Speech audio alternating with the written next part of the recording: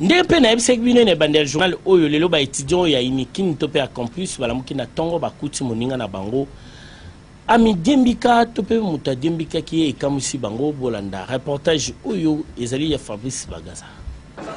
Pasi oyo zwaki ba étudiant ya université ya Kinshasa campus na tongo balamuki bakuta étudiant akufi na eta oyo loko leseli kutu 2 semaines te étudiant mususu babomaki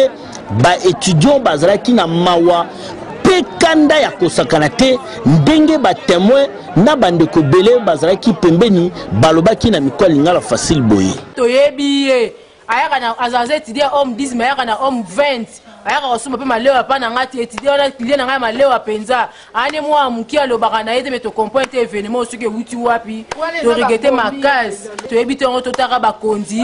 ba rotindela biso ba soda pena koto insécurité koti makasi na campus musu bomaki ye kuna étudiant penza do mbinga tata do moete bandisi ki depuis avant kuleba